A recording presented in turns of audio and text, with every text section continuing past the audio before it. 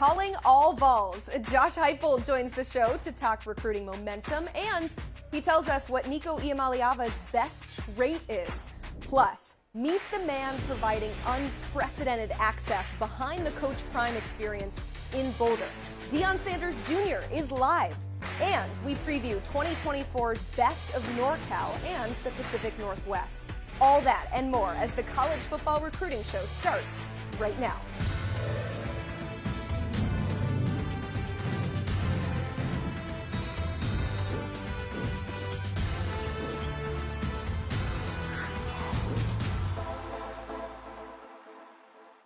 Alongside Blair Angulo, I'm Emily Proud. Please submit some questions in the chat. Only way to do that is by subscribing to the 24/7 Sports YouTube channel. Also, please hit the like button on this video. We would love to hit 100 likes by the end of the show, so you hit that like button. We're going to hit the headlines. Hey, it sounds like Texas A&M made quite the impression on the number 2 defensive lineman in 2024, David Stone. College Station is just the first of many visits on the horizon for him, but Blair, how can this early impression help make the Aggies a leader in the clubhouse? Emily, early visits set a barometer. They set a benchmark, and the strategy behind getting a player on campus early is really impressive for two things. It shows that a recruit is interested. It also shows that a school is interested, and David Stone is certainly a high priority for A&M, so the Aggies have a really good opportunity here to set the pace in the recruitment early on.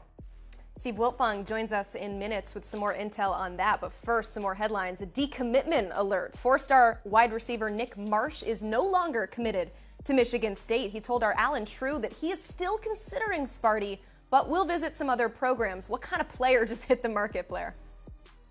A top 100 prospect with more than 30 scholarship offers to his name. Nick Marsh is a big, strong wideout. He's a chain mover. He's a weapon near the goal line. He does a really good job to body up defenders, and he presents a nice target for his quarterback. So whoever lands Nick Marsh will be adding a well-rounded receiver with soft hands to their room. Another one, 4-star running back Tovani Mizell decommitting from Georgia yesterday. The back was locked in since August. So different player, same question though. Who just hit the market here, Blair? An explosive running back with really good speed and elusiveness. He's originally from the state of Florida, so you obviously think about his quickness, but Tovani Mizell is a do-it-all type of running back. He can run between the tackles, he can explode to the outside, he has that pass-catching ability as well, so we really like his skill set and what has been a really good running back class in this cycle so far. Some coaching news here. Former Miami offensive coordinator Josh Gattis has found a home with the Terps. Maryland announcing the hire of Gattis to their offensive coordinator position. So what impact do you anticipate this move makes on recruiting? It could have a really big impact, and this gives Maryland another capable assistant with a proven recruiting pedigree. Josh Gattis has been at Vanderbilt. He's been at places like Penn State, Bama, Michigan, most recently Miami. So you talk about high-profile recruitments. Josh Gattis has been a part of those, and this should give the Terps a motivated coach who can recruit with the best of them. Kevin Sumlin on that offensive coaching staff, a lot of firepower there. All right, Director of Recruiting Steve Wiltfong joins the show in his usual spot. Steve, if we had domestic passports, Dylan Raiola's would probably get a lot of use over the next few months. Where's he headed? Well, he's got several visits lined up. He's going to visit Georgia in 2 weekends, and while he's in the Peach State, he's also going to visit with his good buddy, one of his favorite coaches, Buster Faulkner, the offensive coordinator at Georgia Tech. Long before we were talking about Dylan Raiola, Georgia was first to offer him and got him to campus several times, and Buster Faulkner was a staffer at Georgia at that time, and they built a great rapport, so they want to go by Georgia Tech and see what the Yellow Jackets offensive coordinator is up to. Then they're going to spend the weekend at Georgia, the weekend of the 18th. That's going to be a massive recruiting weekend for Kirby Smart and company as they bring in top prospects, and Dylan Raiola is one of their top targets at the quarterback position, obviously, alongside Ryan Puglisi, who's already committed, communicates with Mike Bobo daily.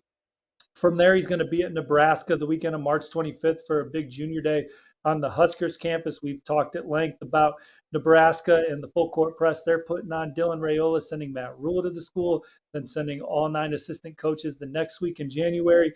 He was able to visit Lincoln in February for a boys trip because his uncle is the offensive line coach at Nebraska. So even though it was an NCAA recruiting dead period, there was a loophole for him to visit family. So he's going to get back to Nebraska the weekend of March 25th, and then he'll be at Oregon for the Ducks spring game in April. That's a school that maybe doesn't get as mentioned as much as Georgia, Nebraska, and USC as the main contenders for Dylan Raiola. But he talks to Oregon every day. Offensive coordinator Will Stein, he's been to Eugene, and he's very excited and has high interest in the Ducks as well. And then he'll be back at USC. He does his training at 3D QB out there in the Los Angeles area. He was at USC in January, was there to start March, and he'll certainly be there again. And then that might not be the last wave of visits, Blair and Emily. I think he could take some officials at these schools.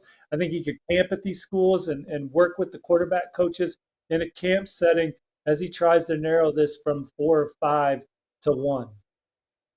Yeah, I think the interesting part about his recruitment right now is that he is sorting out where the official visits will be, when he's able to take those. And, you mentioned Oregon, Steve. That's a wild card in this recruitment. This is a program who obviously has to change that offensive coordinator, and he has to see what that offense is going to look like before really cutting them out of the picture. So keep an eye on the Ducks as a potential dark horse selection in that official visit process for the 5-star quarterback from the state of Arizona. Moving on, and I guess staying at the quarterback position, Steve, Mississippi State landed a commitment from 4-star Josh Flowers. He picked the Bulldogs over Arkansas, A&M, and a few other schools. What drew Josh Flowers to Starkville?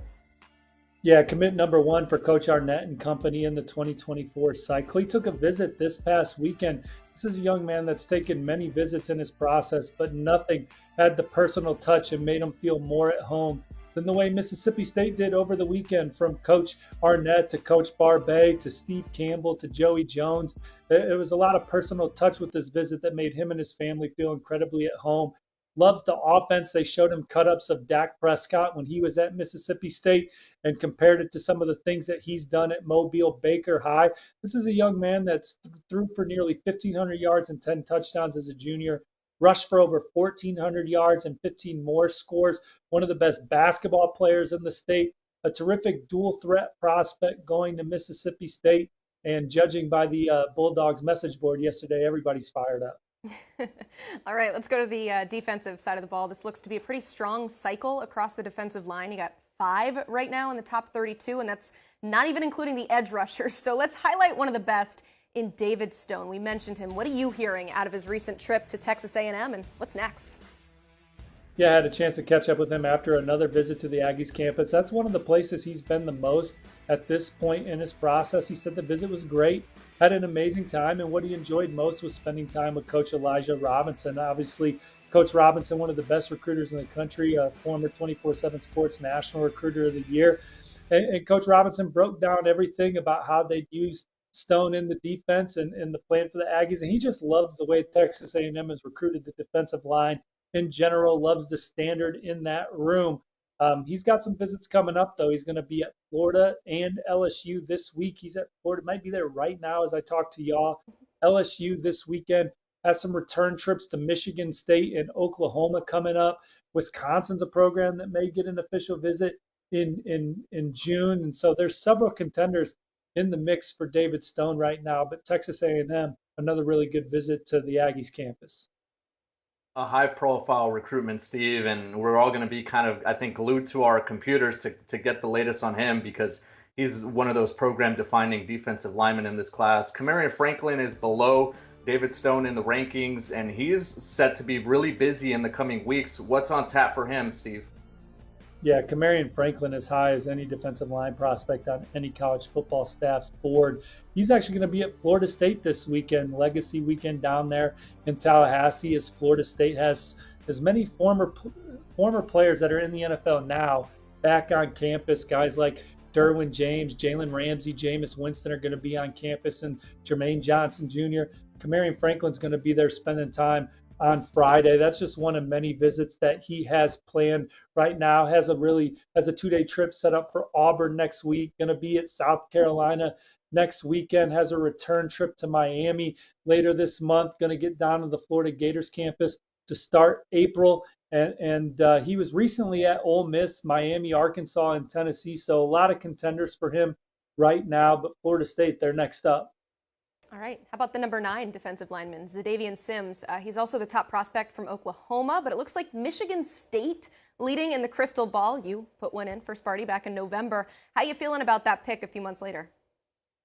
Well, they've had some coaching turnover there, so we'll see what happens with Michigan State. But he's going to be back in East Lansing on Monday, and no question, he's excited about Mel Tucker and that program and his opportunity there. But he's talking to several schools and taking other visits. He was at USC this past weekend, raved about that experience with our colleague Brandon Huffman. He's at Arkansas this weekend, has plans to get to Georgia Tech, Texas A&M, and Vanderbilt, among other places in the future. And then he's obviously been to Oklahoma several times, including January, and as Oklahoma tries to retool a defense that ranked 129 nationally this past year, he's another guy that has the Sooners on the short list. Steve, speaking of Oklahoma, they just had Edric Houston on campus. He's one of the best defensive backs in this 2024 class. You've got schools like Clemson and Georgia and LSU, among many, many others that are after his signature. What's the latest coming out of Edric Houston's visit to Norman? Well, he had a really good time at Oklahoma, spent a lot of quality time with Coach Venables, Coach Bates, loves the direction and trajectory of the program, loves those guys' pedigree of who they've coached on the defensive side of the ball, and he just liked the culture and the competition there. Really got into spring practice, enjoyed their tug-of-war competition the players had, and loved the way that the players were fighting and competing. So Oklahoma, that program as a whole, looking to make a quick bounce back from a season that wasn't typical of the Sooners this past fall. He's at Clemson this weekend, and he's got a great relationship with Lemansky Hall and Dabo Sweeney and company. Been there several times. I think Clemson's one of the programs that's near the top of his list, so he's excited to get back there and spend more time with them.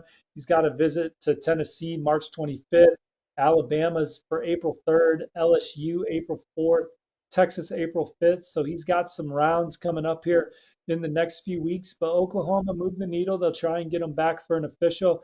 And then certainly going into this Clemson visit, the Tigers have a great shot of ultimately landing him. Put in a lot of mileage over the next couple of weeks. Okay, I told you there were a lot. We got one more defensive lineman to hit on, though. Justin Green out of Georgia. We have him as the 6th best at his position. So what are you hearing out of his trip to Baton Rouge, and what's ahead? Well, I had a chance to talk to his dad after the visit, and he said it really moved the needle. He said Justin loved it, felt very personal. LSU's coaching staff showed a lot of love, top flight facilities, top flight coaches. And they thought that they got a real genuine sense that the coaches there care about their players. And with that, we'll be able to maximize the players' ability because of that. But Coach House, Coach Kelly spent time talking to each of them one-on-one. Dad said that Justin's normally pretty chill, but that was the first time he saw him big smiling in a while. But there's quite a few schools that have this young man big smiling. He's going to go to Georgia for spring practice on March 16th. Auburn's a program that he's definitely excited about. South Carolina's a school he's been on their campus, and he's very interested in the Gamecocks. And don't sleep on Duke in this recruitment either. He's been to Duke's campus, loves Mike Elko and company. He's a really good student, so he's got high interest in the Blue Devils as well. But LSU, they hosted several top targets over the weekend, landed a couple commits, have the number 2 recruiting class in the country. And this is another young man they'd love to add to it. And coming out of this most recent visit, I think they got a great chance. This is what happens when you cover this so early on in the recruiting process. There's LSU, it's all over the place, but we appreciate you keeping it locked down, Steve. Thanks again. Yep, take care, y'all. Have a great weekend. Thank you. You too. Hey, check out new episodes over the weekend of Wiltfong Whip Around. It drops every Monday and Friday on the 24/7 Sports YouTube channel. There are a handful of college football teams that we can label get-back programs, those trying to get back to the glory days. Schools like Nebraska, Colorado, and look no further than the University of Tennessee. Now, although the Vols haven't reached the mountaintop yet, Josh Heupel has everyone in Big Orange Country believing that peak isn't far. I caught up with the head coach yesterday. Well, Coach, coming off a top 10 finish during the 2022 season, you've now put together a top 10 class for the 2023 recruiting cycle, a lot of top 10s. When you go into living rooms and you talk to players, how much do you feel that the past season's success helps sell prospects on coming to Tennessee? Yeah, huge difference for us as we finished up the 23 cycle. We've pushed forward with 24 as well. Not just talking about what you're going to do, but actually everybody having tangible evidence of the connection that we have inside of our building, how our players love being around each other and competing with the staff. And, the proof of the product that we have out on the football field, playing an exciting brand of football in all three phases. Being extremely aggressive and creating a lot of excitement around our program. That certainly has helped us and resonates with recruits across the country.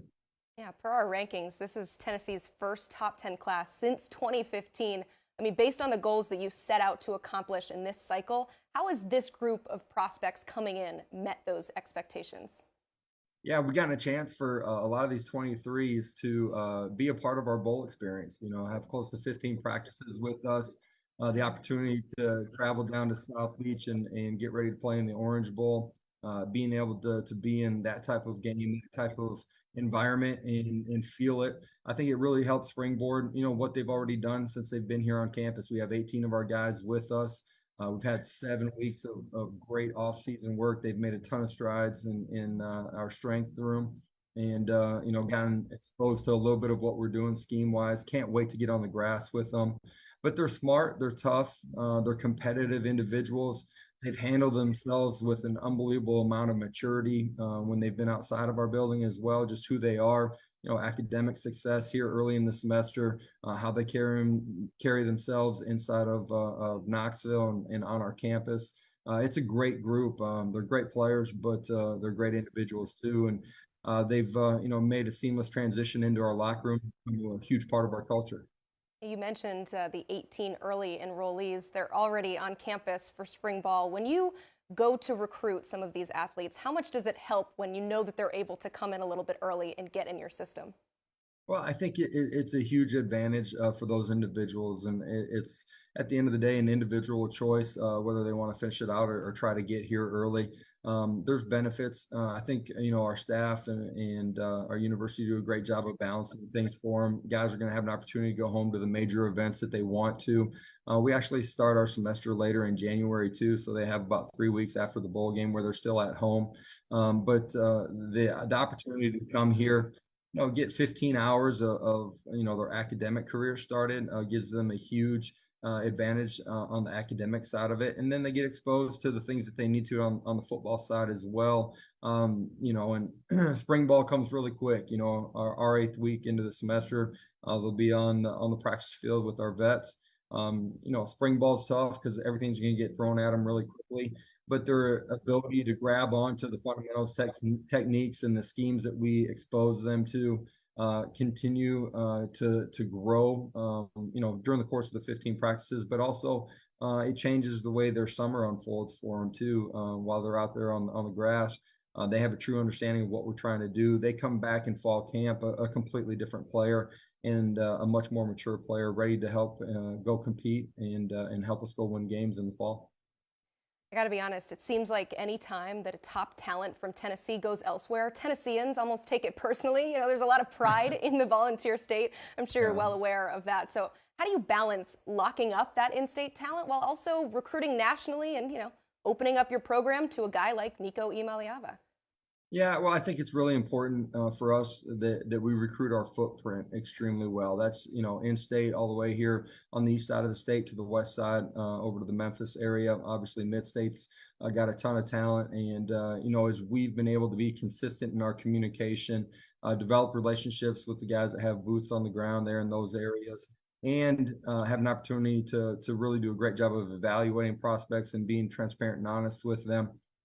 They see the culture, the energy that we have inside of our building, and it's something that's attracted great talent. And that's true, for our footprint here in Tennessee, within a 4 or 5 hour drive around here. And certainly our brand has attracted talent from across the entire country too. And once you get people here to Knoxville, they see what a special place this is. The university, the city, the state really bleeds orange. There's so much excitement that surrounds our athletic department. Obviously, the success that we've had on the football side of it, but really you look at all of our sports. Our fan base is second to none as far as their passion, and recruits feel that whether they're local or whether they're out on one of the coasts, they can feel the energy from our fan base too. Have to agree with you on Knoxville being quite the selling point. Hey, speaking of Nico, though, turn on the tape, and it's pretty easy to see the type of dynamic passer that he is. But what does Tennessee get, not just in the player, but in the person? Yeah, the player's extremely special. You can watch the tape for 2 or 3 or 4 plays and see some really special gifts. And the further you dive into it, the more that you see and recognize. What I've loved about him is from the moment that he's gotten here, he's been a great teammate. He cares about the people around him. He's selfless. He's humble. He works extremely hard too, and the players around him see that. And in the short time that we've had him from bowl prep all the way up until where we are right now, getting ready to kick off our spring ball, he's made great strides in understanding. He's got a great feel for his body, but he does have an impact on the people around him, and great players at the quarterback position have an ability to attract people inside the locker room, to have people follow him, and to raise the level of expectations that surround not just the individual player, but the players that he comes in contact with. And Nico certainly has done that in a really good way, and can't wait to get out on the grass here in spring ball with him. All right, I want to rewind to December. We had the portal opening, had the early signing period. There were coaching moves being made, bowl games. It was chaos. So what adjustments do you believe need to be made to the recruiting calendar so you and really everyone in the college football world can get a little bit more sleep in December? Yeah, I'm not sure anybody's going to get any sleep, but just being able to balance your own roster with the transfer portal and finishing up, your current recruiting cycle. Obviously, things got to be spaced out a little bit differently while balancing everybody's ability to prepare for a bowl game as well. And so the calendar, just as a whole, I think we got to continue to find ways to balance the schedules for everybody inside of college football. Make sure that we're putting staffs, families, and current players and prospective players in the best position for everybody to be successful and enjoy the process. Coach, thank you again so much for the time. Hey, I always appreciate it. Thank you very much for having me on, and go Big Orange. Enjoyed sitting down with Josh Heupel to talk a little Vols action. It was similar to the conversation that I had on Monday with Sonny Dykes, and that they both talked about this proof of concept, right? It's one thing to sell Knoxville and to sell, what they can provide in the program, but it's another thing to be like, look at the win column. Look at all the success that we've had.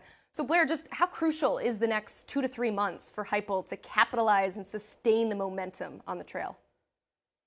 Yeah, Emily, they have to capitalize on that. They have to strike while the iron is hot. And it's interesting that you mentioned that, because last season they really opened eyes, and they had already had recruiting success before they showed what they were able to show on the field. So now that they have shown what they did that last season, with the success, with the explosive offense, with the buzz that they built by landing a 5-star like Nico Iamaleava, this is the time now for Tennessee to really capitalize on that and bring in the spring visitors and really show off the program and say, hey, look, this is the trajectory that we're on. This is just the beginning of a phase that and an era of Tennessee football. And Josh Heupel, I think, silenced a lot of doubters with his recruiting acumen. There were some question marks, right, about whether or not he'd be able to compete in the SEC. And he's really, I think, erased a lot of those questions, a lot of those doubts. But now with Tennessee building a top 10 class early on in the 2024 cycle, look for them to be really aggressive, to keep their foot on the gas, and continue to recruit at a high level, because this is, I think, the time to really capitalize on everything. Yeah, we talk about the effect of bringing in a high-profile quarterback, a guy like Nico. How have you seen his impact and his commitment to Tennessee have that trickle-down effect on the trail?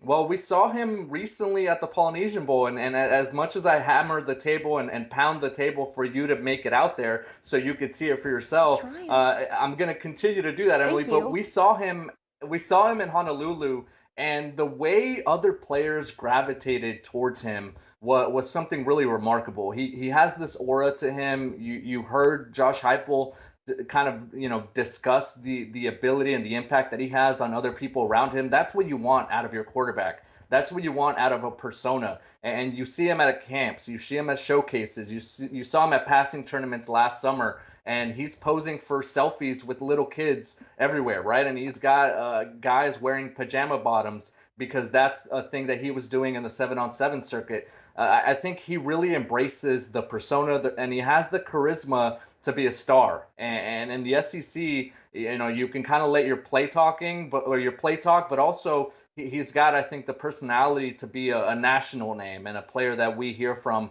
for the next few years to come. So I think when other recruits think about playing at Tennessee and playing alongside a player like Nico Iamaleava, I think it just gives them another skill set, another check on the to-do list for Josh Heupel to go and get other guys to play alongside him. His personality is as bright as the color orange. For more Tennessee coverage, keep it locked in to Go Vols 24/7. Patrick Brown has a great piece right now on the Vols quarterback room. Be sure to check that out. Forms may not even look like they look now. The cleats, I guarantee it's gonna be some special coming. We got a few positions already taken care of because I'm bringing my luggage with me, and it's Louis. Coach Prime made in Boulder, and thanks to our next guest, we don't have to. The man behind the camera pointed at Deion Sanders is Deion Sanders Jr. Thank you so much for being on the show today. I appreciate it. I appreciate y'all for having me. It's a blessing to be here. Absolutely. You are the CEO of Well Off Media, the company, of course, tasked with documenting the Coach Prime experience. Your videos, including that one that now has over 4 million views, provide unscripted access to the Buffs and an exciting rebuild that your dad has taken on. So what sets Well Off Media apart from other programs, medias across the country? I think what sets us apart is pretty much just us being us, and we're not afraid to show the good or the bad. We're showing everything, and we tell the players that right away. Like, you might like camera time, but they're going to see it all. They're not just going to see the good parts. They're going to see everything. So I think what sets us apart is just that we're not afraid to show our flaws. We don't seem or claim to be too perfect, and it's cameras inside the meeting room also, which is very different. A huge part of rebuilding a program, of course, is recruiting. It's the lifeline of every program, and Deion Sanders has been able to capitalize on that with branding and marketing and kind of exposing not only the program but the city of Boulder to a lot of recruits. How much do you view what you do behind the lens as a recruiting tool for Colorado right now? Hopefully it's big. I know I don't know what I'm allowed to say or what I'm not allowed to say, what's illegal or not, but I think I am allowed to say when there's visits here, the parents might stop by the office, might stop in my office right here and say, we watch your videos all the time. So I think to me that seems like it's doing a lot. Multiple parents. I say 99% of 100 parents. So 99 of 100 will say, "Hey, bro, we watch the videos. We do this. We love what y'all have going on up there." So I think it helps out a lot for them to seeing what's going on without taking a visit, and just seeing the personalities. Kids want to be themselves. My dad allows people to be themselves. So it's not just hard-nosed football, this and that. No, build a brand. NIL is really big right now. Kids love that. So we can help you out with your youth. I can help you out with your YouTube. I can do this and that. Granted, I can't say that's the reason you could come here, but if you're here, I could do all that for you or with you. Certainly seems like they're having a lot of fun in that last video. Also, I know the NCAA rules are tricky. I think that was all legal, all good to go, everything above board. But that's right. All good. It's hard to talk. I don't know what I can say, what I can't say. No, I feel you. That was all good. All good. What's also kind of cool too, maybe not a lot of people know this, but you also manage your father's social media, which I know has brought a lot of us a lot of joy, considering that he is such a big personality. I mean, what was the process like of finding your father's voice on Twitter and Instagram? You know what? With my dad, I didn't have to find his voice. He already had one. So you just keep on going. You just keep on building on top of the legacy that he already had. And he went through trials and tribulations last year, and he let the world inside of that. Also with the Amazon documentary as well. But just seeing what the people like, seeing what they like, what they don't like, what people respond to well, what gets a lot of engagement, and just keep building on top of that. Well, each person is very much different. With Travis, it's different. With Shador, it's different. With Shiloh, it's different. So with my sister DeAndre, everyone is just different. Their pages are different. So you just got to find out what the people want to see from them. They're vocal, so Makes it you'll easier. dig In it. one of your vlogs, you had a young content creator come up to you and say, "Hey, you inspired me to pick up a camera." And how do you view that, not only in the future of what recruiting can be with camera work and with kind of allowing recruits and other family members to see what a program is like, but what does it mean to you to kind of just know that you're having an impact on the future of content creation? It's a beautiful feeling, but it's how it's supposed to be. It's a family business. So we just gotta keep it running. When you do something daily, you don't see the impact you have really, because this is just what I do. I wake up and do it every single day. So I don't realize how big it is until I have these type of opportunities, or unless like the guy walked up to me, you're the reason, blah blah blah. Me and my friend Darius Sanders, he helps me out with a lot of stuff also, along with my sister who set this up. So I don't really understand the huge impact or how it may change this or that. Or I see a lot of teams copying off of a lot of stuff we do, but why wouldn't you? If something's good, you should do it if it's working. Imitation is the sincerest form of flattery. I got to ask you though. So since you run the social media sites, who's behind the "I ain't hard to find"? We love that catchphrase. I'm hard to find. That's my dad. He That's he him. has Okay. 1,000 catchphrases. The whole building. I think I showed on YouTube. He walked around the whole building and put his quotes everywhere, which you're supposed to do. But that I ain't hard to find. That's just, he doesn't even think about it. He just comes up with this stuff out the top of his head. So nothing we do, nothing we film, anything he said, none of that's planned. Yeah. It's literally all. It's just reality.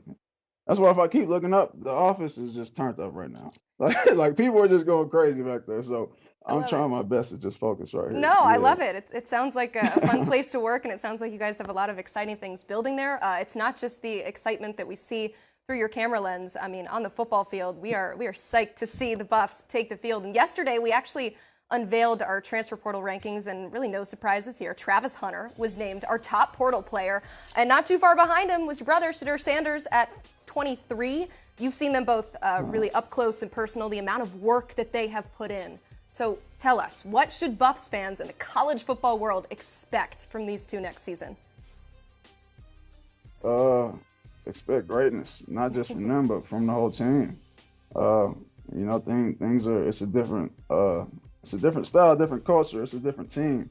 Uh, it's going to be very exciting, and we're going to have some wins up there too. So, we're just going to do our best. Let God do the rest. But Shador is going to do what he has to do. Travis is going to do what he has to do also.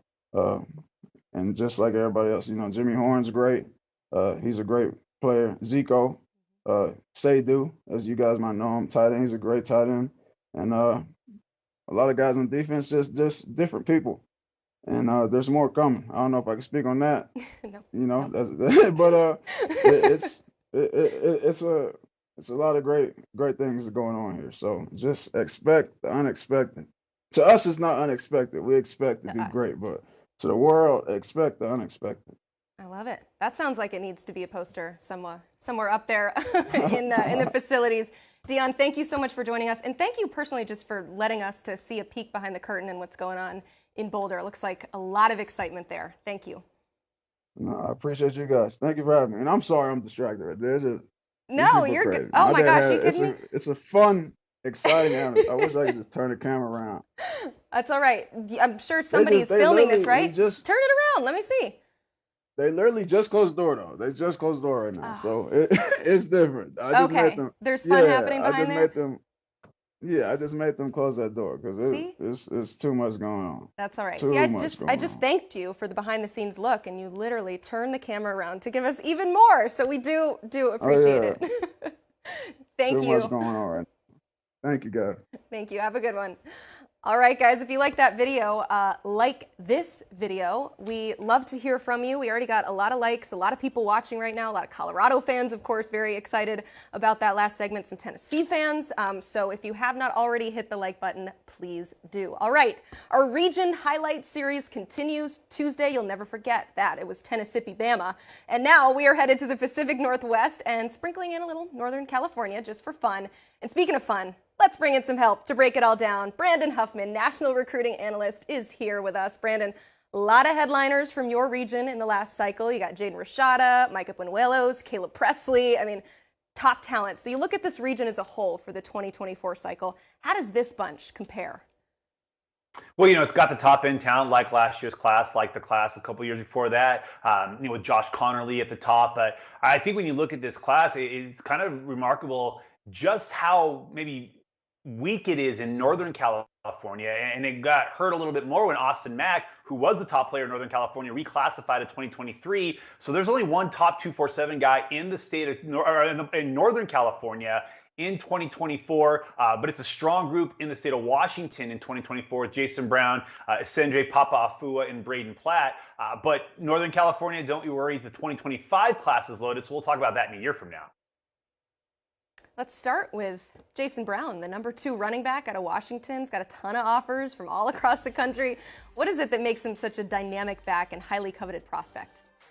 He comes from the same high school program as former Washington star Myles Gaskin, now at the Miami Dolphins, and very similar type of back. Maybe he doesn't have that elite top end speed, but his balance, his physicality, his ability to run between the tackles, his ability to take on contact and then turn out yards after contact is really what's made him such a star at O'Dea. He came in, played as a freshman in that spring COVID season and really burst onto the map. In fact, he was the first 2024 in the country that the University of Texas offered shortly after Steve Sarkisian's hire. So he's a natural running back, a guy that, I watched him play with my son for years. And I thought this kid's best position was actually cornerback, but he's really shined at running back, has offers from all over the country. It's going to be fascinating to see how this recruitment plays out down the next 7-8 months.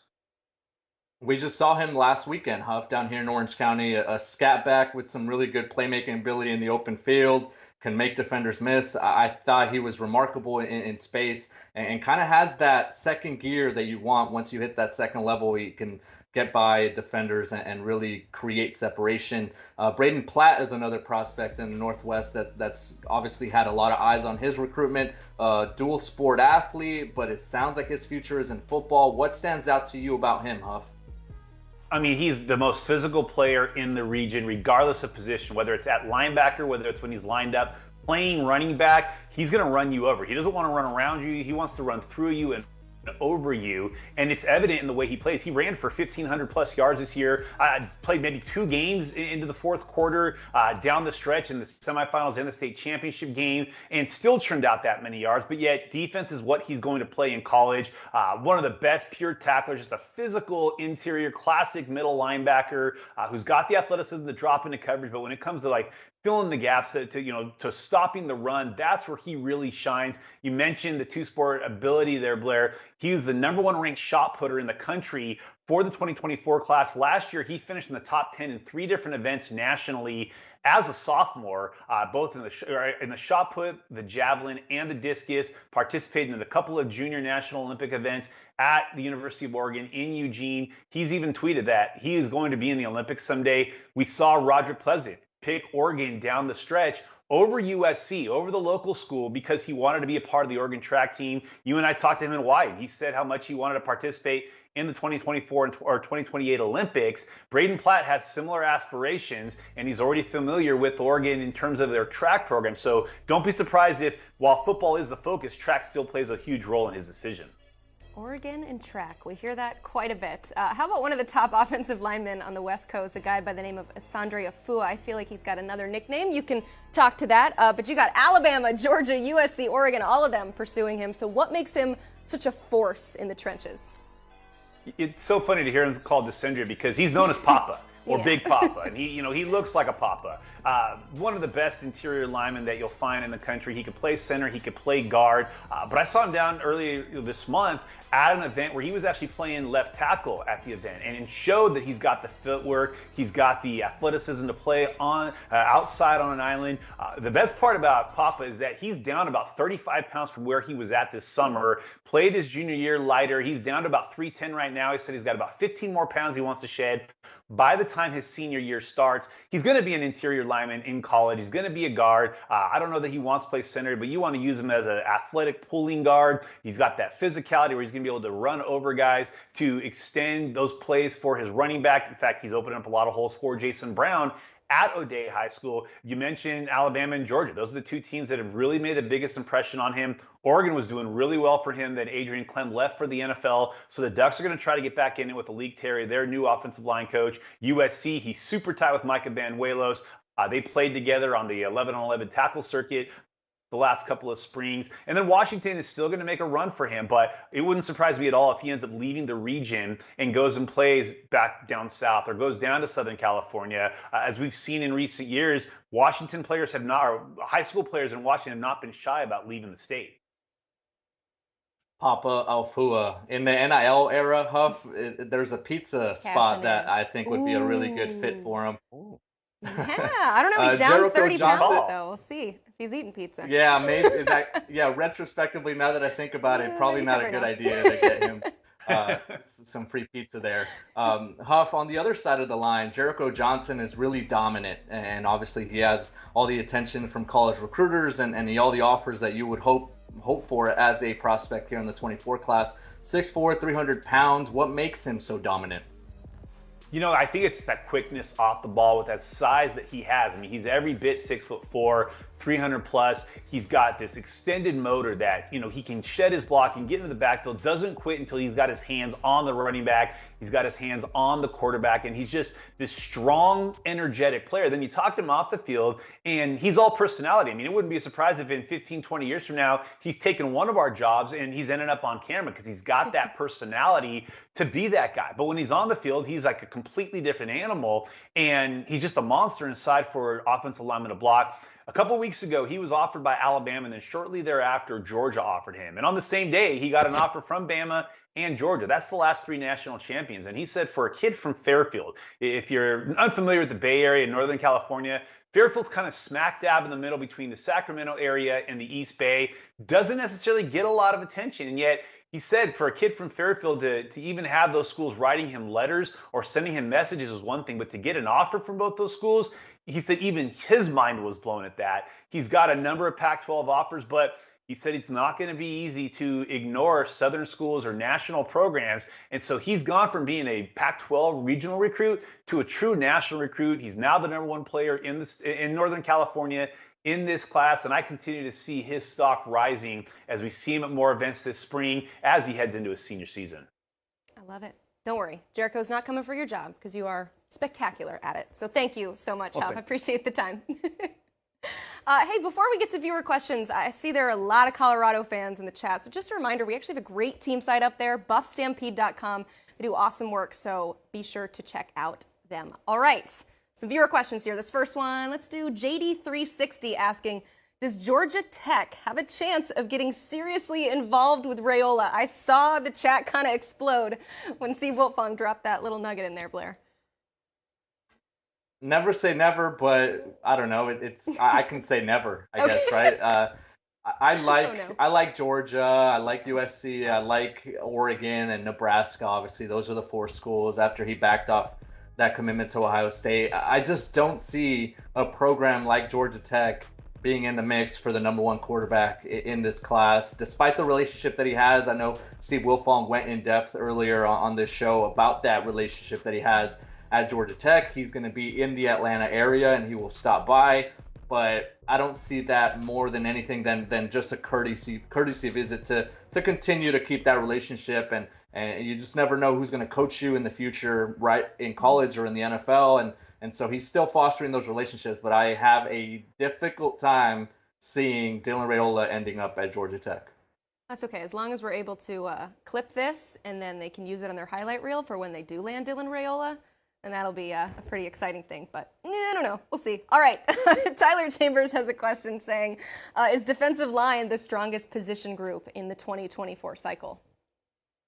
Right now it looks that way. And, last year in the 2023 cycle with guys like Arch Manning and Nico Iamaleava and Malachi Nelson and all the quarterbacks that we mentioned all the time, it seemed like that was the position. That was the strong point of 2023. In 2024, it looks like it is defensive line. When you think about players like Williams and Nwaneri and David Stone and Ernest Willor, and even the edge rushers like Elijah Rushing and Colin Simmons and King Joseph Edwards. There are so many players on this list right now hovering in that 5-star range that has a lot of college coaches excited. And you and I have talked about this before, Emily. Right now, with the way college football is shaped and with the way the NFL is tracking, you need a dominant quarterback, but then you need, on the other side of the ball, you need a player that can get after that quarterback. You need the big Joey Bosa's, the pass rushers, the players like Aaron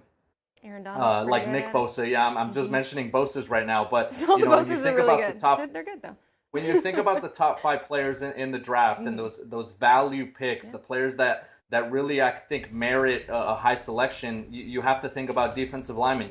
You think about controlling the line of scrimmage, and all those players right now are really, making a lot of noise here in the 2024 class. Myles Garrett was drafted number 1 overall not too long ago, so those guys are very important too. We got another question here from, let's do Nate, saying, do you think more programs will follow Colorado's lead and allow more access into programs to help recruiting? I am crossing my fingers that this happens. What do you think, Blair? I think Deion might be onto something, right? And even Deion Jr., they might be onto something because they're setting a precedent on allowing recruits and allowing their families to get an inside look at what this program is building and what they're about. And obviously they have to. They're in a way at a disadvantage because they're a new staff. Not a lot of people know about them. Not a lot of people have been to Boulder. It's a difficult place to get to if you're a college recruit. It's probably never been on your list until Deion Sanders got there. So they are in a way, they've had to do this to really raise interest and have the attention and the eyeballs of recruits. But I think in a way, this is a copycat system, right? And I think when recruits are looking at this program and Colorado is catching their attention via YouTube or via this Inside Access video, I think we've all seen what Hard Knocks has done for the NFL and how cool it is to kind of be in those meeting rooms. If Colorado is going to do that and maybe get a leg up on the competition, don't expect the competition to sit back and just let that happen. So I think we will start to see that a little bit more, especially now with name, image, and likeness and branding and the way you market yourself and just becoming kind of a household name. You can do that now through the program. Recruits and players in the past have built their own TikToks and their Instagrams and their YouTube followings.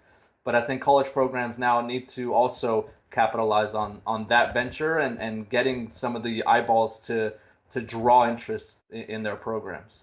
Yeah, I mean, selfishly, we would love to get as much access as possible. I mean, as journalists, that's exactly what you want. You want to see exactly what it's like inside these programs. But I do think just the way that society is moving too, we're starting to get all access with everything. Everything's behind the scenes, or I'm just going to randomly go live here, or I'm going to, show you this that nobody's ever seen before, or, it's kind of that sort of controlling the message aspect of it too, is if you're the one presenting this out, then you're also able to make sure that everything looks great and shows you in a positive light. But that's also what I like that Deion Sanders Jr. told us, is that it's not just about all the positivity and the good stuff. He's showing everything, all the truth. And so I really like that kind of well-rounded, realistic expectation. Because how many times have you heard, Blair, I mean, based on what we've seen in the transfer portal, how many times have you seen a prospect go to school and they say, that's not what I expected it to be like? Or this wasn't what I thought it was going to be. And so more access is not only just good for us selfishly, but good for the student athlete when they're making a pretty big decision. And then you think about the official visits. Emily, sorry to cut you off, but you think about an official visit, it's usually a 3-day window, and you get in there late on a Friday night after your own high school game, or or you fly in super early on a Saturday morning before that game on Saturday afternoon or Sunday night or Saturday night. Then you're going through meetings all of Sunday. So it's kind of a whirlwind experience. It's a tornado that goes through your mind with your parents or whoever followed you around on that visit, and you don't get the full scope. And if you're a Colorado recruit right now, you're able to see what they're going through in spring ball. You're able to go in through some of the workouts and the meetings and have an idea of what the personalities are like in that coaching staff. So I think it's all for the better, and hopefully it allows a lot of recruits to maybe get their eyes open a little bit more to the process, but also to all these programs. And yeah, like I mentioned earlier, I don't expect a lot of schools to kind of just sit back idly and allow this to happen, or allow Colorado to have a monopoly of sorts in this system. I think it's going to happen throughout college football now. Especially if it translates to wins. Anything to win some football games, get some recruits, absolutely. Blair, this was awesome. For Blair Angulo, I'm Emily Proud, and this is the College Football Recruiting Show.